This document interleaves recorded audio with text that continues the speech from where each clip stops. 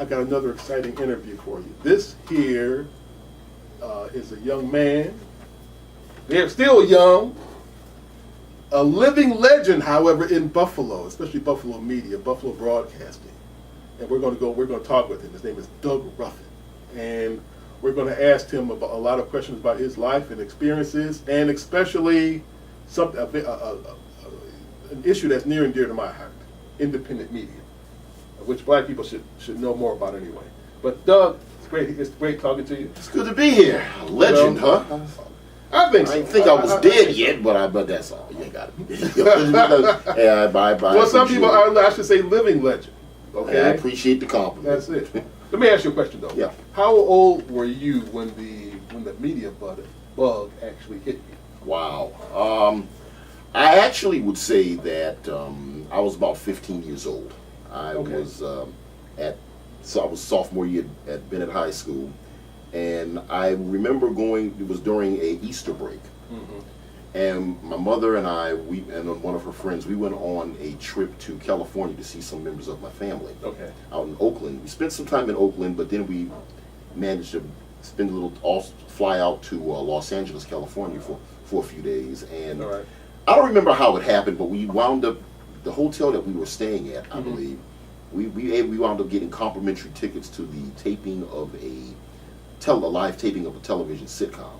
It wasn't anything big. It wasn't nothing like Cosby or Family Ties or nothing like that. What's the name? You remember the name of the show? It was called Nothing in Common. It was based on a movie that was out. I don't remember very much about it, but I just remember sitting in that audience, in that studio audience, and just looking around at all the people working the cameras and working with the lights. Do you remember who starred in the It was not really. It really wasn't any. It wasn't any major stars. Okay, all right. But it was one of those, I guess you could say, B-rated sitcoms. It was a short-lived one. It wasn't on TV very long. Okay, all right. That basically is what. What about that you said that made you want to get into media, into what you do? Because at that particular time, I remember we had some sort of career day going on at the school, and we were told to start thinking about what we wanted to do when we became adults. Right. Kind of what you want to do when you grow up, so to speak. And I was starting to think about that, and then just once I looked at that, it pretty much clicked, because even back when I was younger, my grandfather used to have take a lot of old home movies of the family. Sure. And he used to let me run the camera, and I used to enjoy watching the old home movies on the old projector at their house. Okay. So that kind of that too was a part of it. And what year was that? You said you and your mom went to Oakland? That was 1987. Okay. All right. Okay. You know the funny thing, I was 15, I guess, when the writing bug hit me. Okay. And I say it because I was a freshman in high school, and I did a school newspaper that really we weren't allowed to meet with the rest of the high school because it was overcrowded in South Park. Right. And so we met at the school. I think it was School 57 on Abbott Road. It was some school there. And that's where all the ninth graders were. But I noticed the school paper was called Bits and Pieces. So I started a school paper off a mimeograph machine called Spits and Pieces. Wow. And I put like proofs, and I did it illegally. Okay. Obviously, I had no authority whatsoever. But I learned how to do lines and columns and everything. And you know what they say, get in where you fit. Yeah, it was me, another guy, one or two other white boys, whatever. We just did, and that, we just knocking people, just and putting our own stuff in there. Right. And I got caught, the black one, and they suspended me for like a week. And my mother, they said, you can't come back to school unless you bring your mom with you. And my mom came back to school, and she was like, whatever it is he did, I don't know. He knew what he was doing, So you laugh about it now, though. I'm sure she laughs about it. I'm sure she didn't think it was funny at the time. No, she did.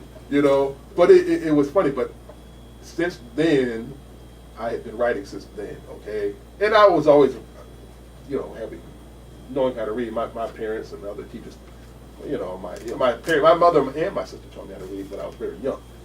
Okay, I could read always above my level at that time. but I didn't really see myself then as a writer. Okay, but and I say that to you because I know you went to Bennett. Right. Okay, a vastly inferior school in South Park, but still, but you all you and Pat, y'all persevered. Okay. Okay, Chris. No, I didn't really mean that. I don't mean to offend you guys out there. You know? But tell me about your days at Bennett. No. My days at Bennett, they were pretty normal. Had a great day with some great years. It was a great 4 years there.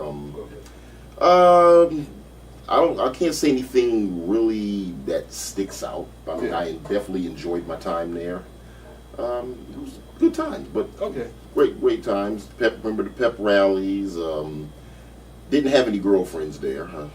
Didn't go that far, but I won't go too much into that. But I went to the football games. Had a good circle of friends that I hung out with. Always want to give a shout out to B Lunch. I'm sure people from Bennett remember that. You know, had some great teachers, some great memories. Great. That's all right. You know, the thing. What was your, how can I say, your first professional job in either? Because like I said, I remember seeing you as in like an anchor. I saw an old YouTube clip of you.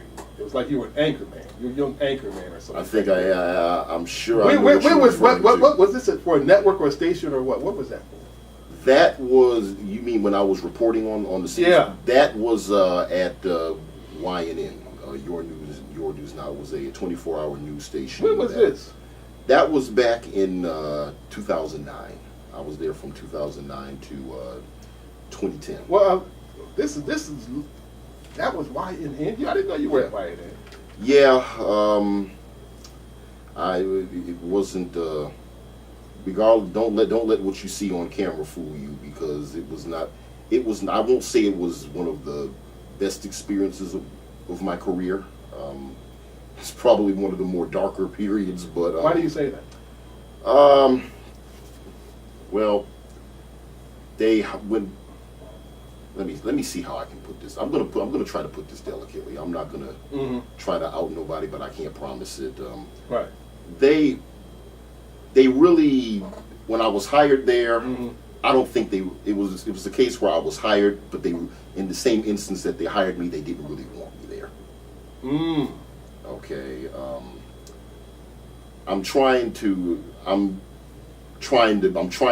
the interest of professionalism, I'm gonna try to tap dance around it a little bit, but it really, I will say it really was not a good place to work. How many other blacks were there when you were there? There were about 3 to 4 others. So do you think think they wanted them also, or? For the most part, I would say for the most part, no. I mean, there was probably, I don't think too many of us were really, not too many of us were favored, I'll put it that way. Why do you think that is? I mean, we can say racist, okay? But depending on what, like say for example, I'm sure there's racism at the Buffalo News or whatever, but it's different. Racism towards a black columnist is going to be different from racism towards a black news reporter. You understand what I'm saying? Yeah. So, and is that the same thing in TV? What I would say, just at least speaking, I don't want to speak for anybody else that was there, but speaking for myself, I was not really an official journalist there. Okay. I was hired mainly to do behind the scenes work. I was more of a photographer and editor there, but from time to time I would do some stories because I had, as you know, I had some experience, you know, doing on camera work throughout the 90s when I was at, you know, do basically independent media. So I mean that it really wasn't too hard for me. I mean, the stories that I did were great. I mean, I had a great time doing the stories. But there was not any real serious commitment to have had me as an actual reporter at that station. So they didn't have any long range plans for you? No, absolutely not. That's amazing. That's amazing. a lot of people, okay, you know, they want to get paid today. A lot of young people, you know, especially young black kids, they get into me, they want to get paid. But I'm saying, young people in the business. Oh yes. Oh boy. Now, how long did it take you? This is a two-part question. How long did it take you to start making money in media and in your own independent media? Okay. Well, in my own, it took me about. I started doing a lot of independent media when I got out of college at the end of '93. So '94, I was kind of active doing some stuff, doing some documentaries, just getting my feet wet. They weren't really any major or memorable type things that I did at that time, but I didn't really start making money until it was until like 1998. Okay. When I was at working at the public access station. All right. And so it was a good situation because it afforded me an opportunity to really do some of the things I wanted to do in terms of running the station. Now, aside from running the station, you know, dealing with the producers and the community, teaching them the ropes, it allowed me to have some time, ample time to do some producing on my own and do some of my own shows. Yeah. And one of the things that I did was I started doing some consultant contracting with the Buffalo Board of Education through Community School 53, where at the time my mother was the principal. So that really was that was the beginning of when I kind of started getting into that and making a little bit more money on the side, and then I also did made some contacts out in the community. So how long were you at Public Access? I was there as an employee from December of 1997 till about towards the end of the summer of 1999. Then I came back when they went over to the Apollo, but I was only there for a 6-month period on my contract. I just at the end of that I chose not to. I think Public Access was next door. Just next door was right there. Yes, it was. Yeah. And in my opinion, over there at 101 LaSalle, and in my personal opinion, it should have stayed there. Really? I don't think that the Apollo Theater or the Apollo Media or whatever you want to call it I don't think it ever lived up to the hype or lived up to really what it could have been. Right. That's amazing. Now, why do you think it hasn't? What's your take on that, as far as why it didn't live up to the hype or its potential? Well, I mean, you just from understanding what public access actually is. Yeah. And it unfortunately hasn't. I mean, you compare it to other public access stations across the country, how they're active in the community and they're actually promoting independent media and teaching residents. Unfortunately, with it out here, the real problem is that it never really had the leadership that it needed to have. It never had the vision that it needed to have, and also you were dealing with a lot of people that really were not really experienced enough in the field. Many of those people had never worked for a media outlet, or many of those people had never been to college for that sort of thing. Sure. So you came out of the community, and it was something where you kind of picked up on an opportunity, and it was something that you enjoyed doing. And I think as time went on, they saw it as a way to make money. Right. And the other thing that happened in terms of when it comes down to lack of leadership is you start to get individuals in there that take certain liberties. You're in a situation like that where you're able to do shows or whatever, and you get a little popularity in the community, and it can go to your head, and if you're not mature enough to really handle that, people can get a little out of pocket, and particularly when you're type of position you're in. I'm trying to put this delicate. I'm trying to be nice, but it's just that people just have when you don't mature yourself to really operate operate that entity like it should be operated, it turned out to be what it turned out to be. Wow. I know it says in your Facebook page that you went to the New York Institute of Technology Yes. and graduated from there. Mhm. I never heard of that school. I know there's a lot of colleges in New York's Yeah. a big city. Yeah. A lot of colleges and universities there that we don't hear about Right. unless they got a sports team or something in there. Right. Okay, but what type of school is that? Well, I mean, what kind of courses, basic courses? I will say that it was a pretty good school, pretty decent school. You know, I won't say anything bad about it. They had a really good curriculum, communication. So Now, are they in Manhattan or where? they do have a campus in Manhattan, Okay. and actually, it's kind of funny when anytime I think about this, it's actually a commuter college, and I didn't realize I actually went away to a commuter college. But A community college? commuter college. Commuter college. Because it's on 3 different campuses. There was a Okay. Manhattan, like you said. There was All right. I lived in Central Islip, New York. There was All a right. Central Islip campus. I don't believe it's there anymore. But there was also the Old Westbury campus in Old Westbury, New York, All right. which I took my classes at. All right. And every morning I had to get on the bus and ride 45 minutes out to the Old Westbury campus. They had a good curriculum. We learned every facet of the communications. It was called the program was communication arts. So we learned television production, and my concentration was mainly television production. But we took film classes. We took radio classes, which I actually came out. That was one of the class that I actually got an A+ in. Advertising, journalism, writing, acting classes too. Okay, all right. Yeah. Well, tell me, I know you were a DJ on WBLK. Yes. That had to have been a dream job. The way the whole BLK thing actually came about was really interesting. I was doing some work, doing a little bit of part-time work for the Adams Mark Hotel. This was back in November of 1999. Yeah. And I remember they had a women's conference there. And I was doing some audit, setting up some AV, just walking around. Then I actually met right there. BLK was doing a remote, and I met the promotions director, who was at the time Catherine Roberts. All right. And she knew me because of the shows that I had done on public access. So we talked for a little while, and then in the course of our conversation, she asked me, have I ever considered doing anything on the radio, because I have a great radio voice.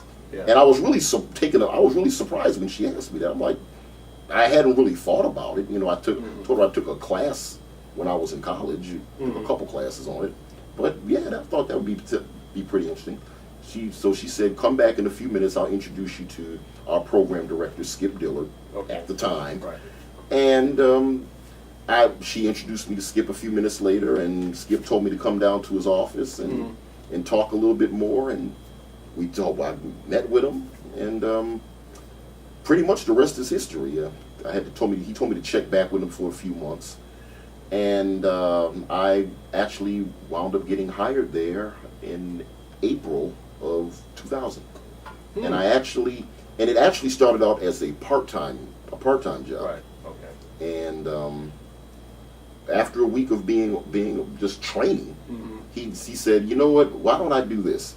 With your experience, why don't we just we have an opening for an overnight slot, which is a full-time slot. So he offered that to me, and What hours ago? that was at the time from 2 a.m. to 6.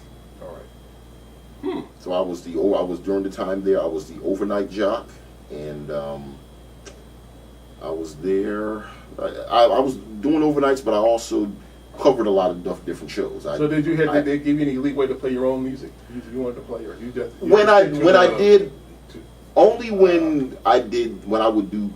I used to cover for Al Wood on the Sunday night jazz show. Yeah.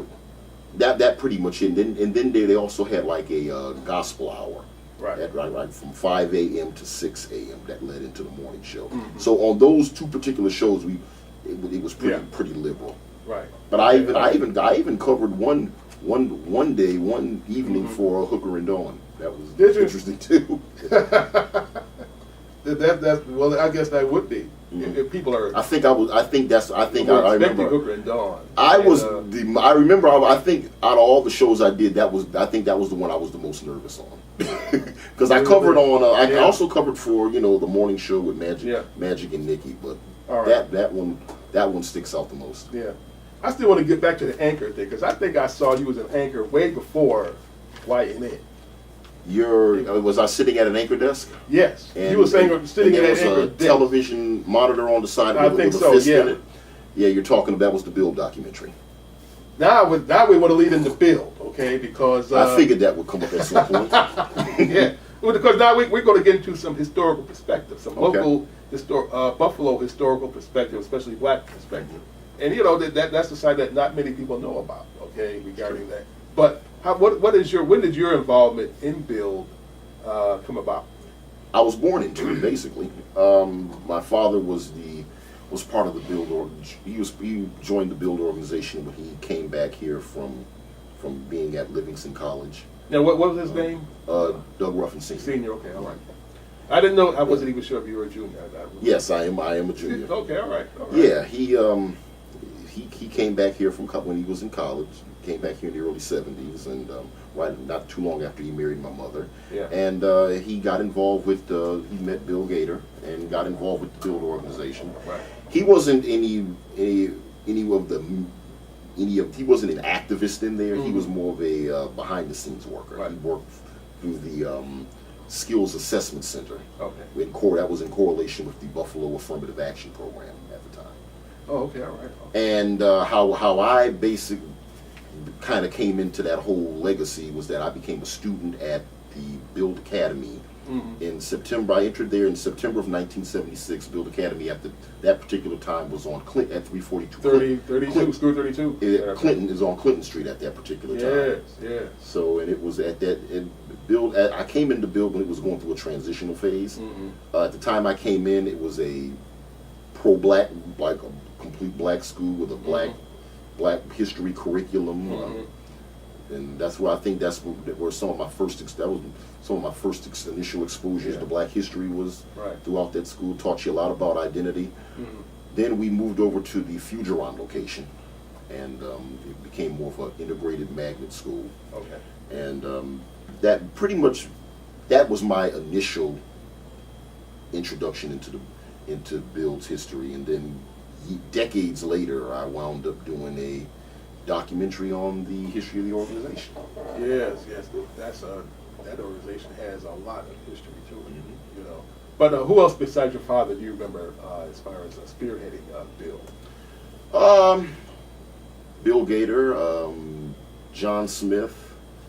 Those are the two people that I knew mostly. A lot of other people I got to know as I produced the documentary, like Ed Pearson, and some of these people are no longer living. Right.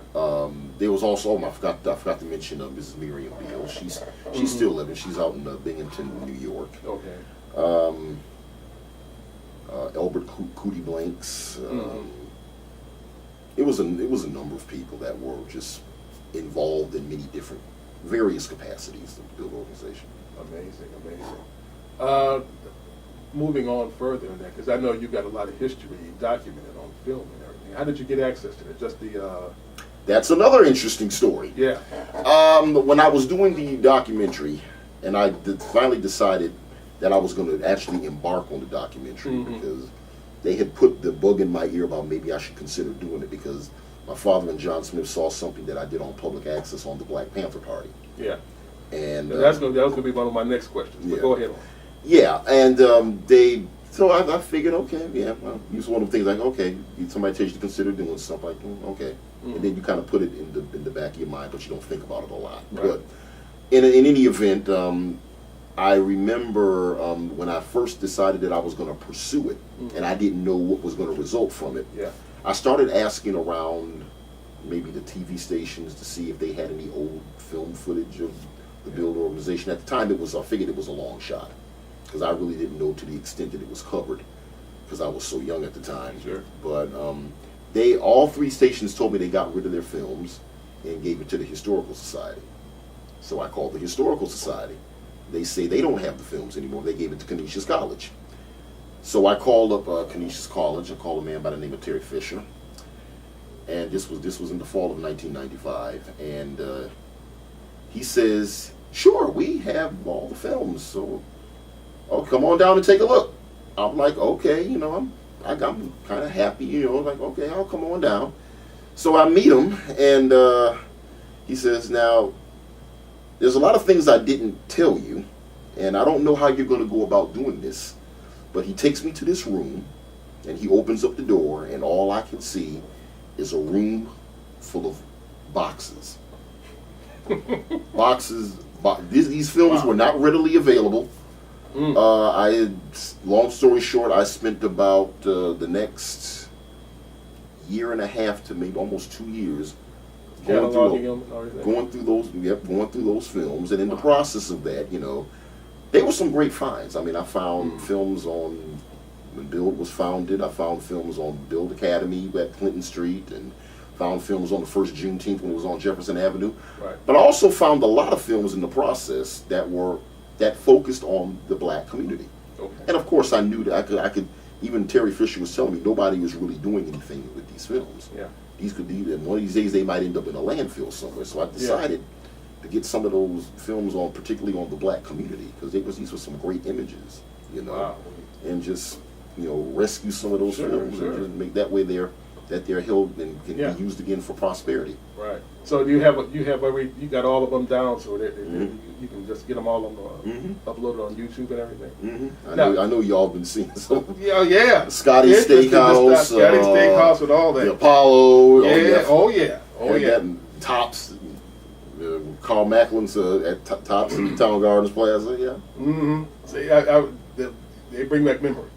Bring back memories, okay? And, you know, you've seen some of my comments on some of them. Yeah. But the Scotty Steakhouse, I think $1.50 can get you a good steak sandwich and a pop or something. Well, nowadays, you got to pay like almost $10-12. Yeah, you got. It's ridiculous now, you know. But you talk about wings and things and all that. My father, I think Wednesday night.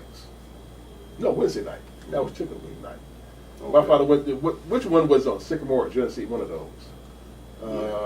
Not sure. He went there, and he on his way back from work usually, and brought back a bag of chicken. You know, he brought home a bag of chicken wings. That's when we learned about the chicken wing as a fast food concept. Oh yeah. You know what I'm saying? And they you know, the Young family taught us. They got us into that. Absolutely. You know, and it's really amazing thing. You know, of course, we were a block away from Bocce's, so Bocce's Pizza. That was like our Friday. My father, my parents was into the fish, but you know, me and my sister, we usually fit Bocce's Pizza on Fridays, which I'm still hooked on. Okay, but I heard that closed down a couple of years ago. I guess that Bocce's was my mother's favorite. Yeah, you can go to Bocce's now today on Bailey Avenue. That which is still good, but it was you know, the kind that my mother went to the one that was on, I believe it was on Clinton Street. Clinton Street, yeah, that was the Bocce's. You know, I mean, for us, you know, and because she used to live over on Eagle Street when she was a little girl. And we lived on Eagle. Really? Oh yeah, because we lived right on Eagle and Adams. I could see Bocce's from my bedroom. Oh wow. Okay. So we live right. I know your mom was there when they had the old trucking companies there and everything. Yeah. And the beer. I'm certain she was on. Oh, what was your mother's name then? Donette Ruffin. Now she wasn't. She might not have been over there at the time you were over there. Right. Probably before then. Because she was living. They moved from there to over on Goulding. Wow. And that's the only place that I knew about them. Yeah. That is, man, you bringing back some memories there. Good Lord, that is too much. Now let's talk about the Panthers. Okay. The Buffalo. A lot of people don't know about the local Buffalo Black Panthers. You know. But when did you first meet them? Well, I never really met them. Okay. That was just something. When I did that piece on the Black Panthers, that was back in 1994 on Public Access. Yeah. That was just something that I was interested in. I mean, I had researched that when I was in college. How much footage did you find on that? Just stuff that was in just some just took some stuff for some Eyes on the Prize and some other documentary series, other pieces that were done on them. That was just, it was really just something that I was trying to do just to get some experience. The name of the show was called Power to the People, a special look at the Black Panther Party. The one thing that my father and everybody else references, that at the end of that in the documentary, I'm standing in front of a blue curtain background, and right after the at the end of the documentary, I pump my fist and say, "All power to the people, Panther power to the vanguard." And everybody makes fun of me for doing that in the video. But yeah, that was just something that I was just. Well, that was a time, that was a sign of the times. And it was just something I was just trying. I was trying to really get some experience. Yeah. Putting together some shows, trying to get my feet wet. I think they were on Genesee Street or something like that. I think, or somewhere around there. Either Genesee or I believe it was Ferry, actually. Ferry, was it Ferry? Okay. Yeah. But how many of them? Did you know how many members they had at that time? You mean here in Buffalo? Yeah. No, they don't really have a great deal. They were in like 41 cities across the country. Right. I don't know. I don't have a great deal of knowledge, a lot of knowledge of the Black Panthers out here. I do. Yeah. I do have a film on them out here in Buffalo, but I don't really know a great deal about them. So I don't think I saw the clip on that one. I'm gonna have to. I know you probably got it on YouTube, but I didn't see that one. Okay. All power. I'm gonna have to. Yeah, I'm gonna have to go into YouTube and just hit all power to the people or something like that, right? Well, not the piece that I did isn't on YouTube, but Well, what are you waiting for? You y'all want to see me in front of the blue curtains again? But yeah, I'll see what I can do. You got to put that on there. Are you kidding me? Yeah. I hear there's a guy that's writing a book on the Buffalo Panthers. Really? Yeah. That'll be interesting. Yeah, that should be interesting. Yeah. That definitely should be interesting. But I know you got footage on, because I've seen this for the last couple of years. New Visions, I think it's called. Oh yeah, the game. That was New Visions Unlimited was the street game church. Right. That was the infamous film that's gotten the only films on my YouTube channel that's gotten over 20,000 some odd hits. Wow. Be nice if y'all watch some of the other stuff. But yeah, it was funny. I know games have the appeal. I don't know what it is. I remember when at the time I was doing build and I was going through the boxes, and I would have a projector set up. And so anything black, I used to run through that projector. Yeah. And I remember seeing that. I almost passed over that film. Mm-hmm. That's a historical statement that I just made. I almost passed over that film.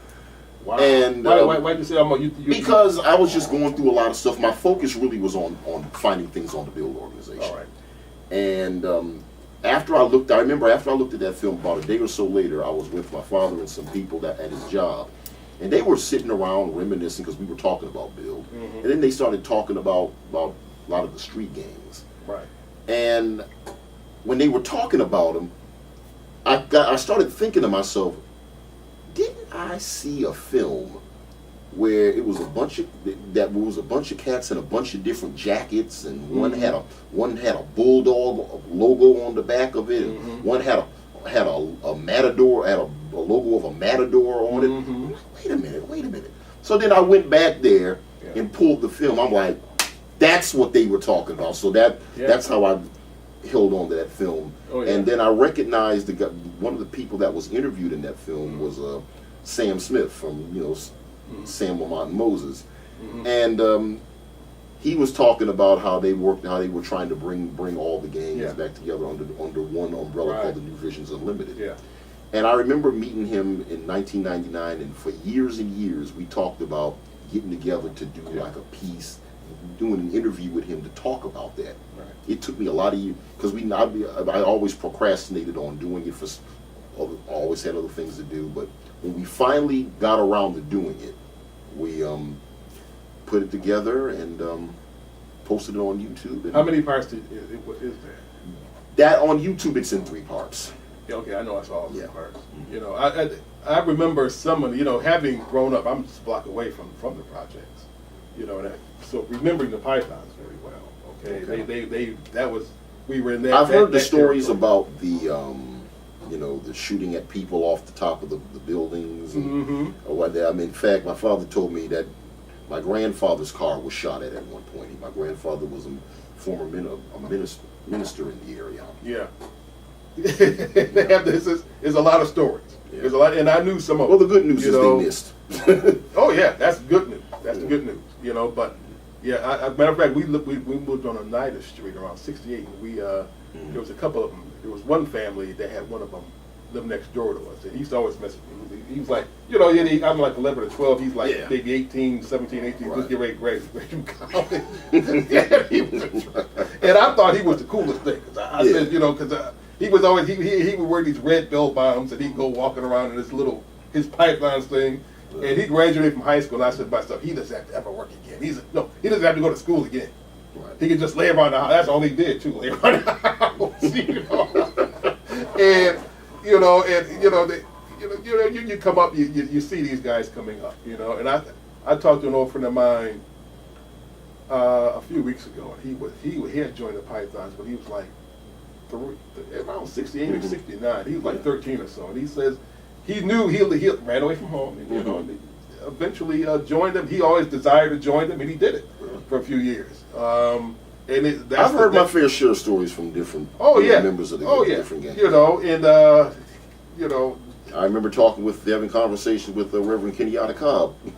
Oh yeah, wow, that's amazing. Yeah, you know, that's amazing. You know, he goes way back to those days. You know, never. It's from the standpoint of somebody who has never been one of them, but has been chased by some of them or whatever. Yeah. It was different, okay. Right. But I never got in any trouble because I knew a lot of them. You know, like I went to school 75 and was right there. Yeah, I didn't really come up in their time. During my time, it was the New York and the State Boys. I don't know anything about it. Yeah, See, you came up in the 80s. Yeah, you didn't need to know anything about that. I got you. I mean, I was miraculous. They were around, and miraculously, I think that a few years later there was another group called Gangster Style, if I remember correctly. Yeah. And if it was it was my freshman. It was around my freshman year in high school, and it was a pretty intense time. But I can imagine. I can imagine. You know? And that's the thing. I would come off of School 31 or School 35 and just go straight to the park, go to either JFK or Doe's Park, especially JFK. I love to go there. To me, that's like taking a trip. Right. You know, and that's when a couple of them pulled a gun on me and a buddy of mine. I think it was Kevin Beatty, whatever. We were just playing, just shooting around. Wow. A couple of them came up to us, you know, they asking questions and everything. And we forgot that was great gang recruiting time anyway. Yeah. And we always put the word out in the community. You know, sometime during the spring was gang recruitment time. Yeah. So we knew when not to go to Doe's Park or JFK, okay? Because these gangs were out there, and they were looking to gain members. Yep. You know, you just wanted to avoid the fight. I feared my father more. My father was a gang to me. You know, he was my father was the Pythons and the Manhattan Lovers and the Mad Dogs all rolled in one. Yeah, at the time, I don't know if it was a lot of gang recruitment around my time, but it was just more of a, you just wanted to avoid them because you didn't want to catch them down. There was roughly 10 strong gangs in Buffalo. I remember they had a little thing where you couldn't. The New York boys used to have this thing where you better not walk around wearing the New York Yankees cap. So, if you weren't a part of the group, you're caught. See, you came up at a time when your time's probably 8-ball jackets and stuff like that was probably popular. Probably. Raider caps and all that. Yeah. That's you know, there were people literally losing their lives with this stuff like that. You know, I mean, if you didn't belong to a gang, you just owned stuff like that. You know, but there are other things I wanted to ask you, but like I said, we are definitely coming to a close and everything. But it has been a pleasure. Hey man, well, I wouldn't mind coming back, man. Oh yeah. You know, it's not often that I'm interviewed, so it's and you know why? Because interviewers don't get interviewed themselves like that a lot of times. That's true. You know, that's true. So you know, and you have. I mean, the inside of you is the history of Buffalo, basically, especially the East Side.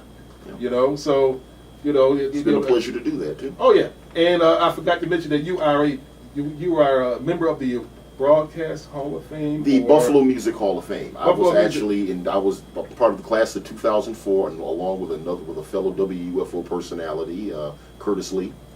We were So both, you both went in the same year. yes. That's amazing. And just that you are, of course, and I wanted to get on to that, because because your Neo Soul program, Yes. which that is a great program. If you like R&B the way it should be played, this guy's got it. He's got old and new, but great stuff, and he puts it out there. And I know you got a couple hours a day. Yeah, an hour or two. This Monday, Neo Soul Movement with Doug Ruffin, Monday through Friday, 7 o'clock. Yep, 7 o'clock and Saturdays. Well, not on Saturdays. I'm just Okay. more hopping on Saturdays. Okay, all right. So you're expanding. Yeah. Wow. And that's the way it's going to be. Is that the schedule for the summer? Yes. Fantastic. Well, Doug, thanks a lot for being on my show. Hey, thanks for having me. Good to be here. They're definitely going to have you again on, yeah. before long. Yeah, we can get a part 2 going. Oh yeah, because you can't. Some people you can't contain them in just one episode. You know too much. You have too much experience. You know what I'm saying? You do excellent work. Okay. But thank you for watching Policy and Prejudice. My name is Chris Stevenson. Hit me up on Twitter, pointblank009, or at Buffalo Bullet, Buffalo_Bullet, or also on Facebook, Chris Stevenson, pointblank009. You have a safe week.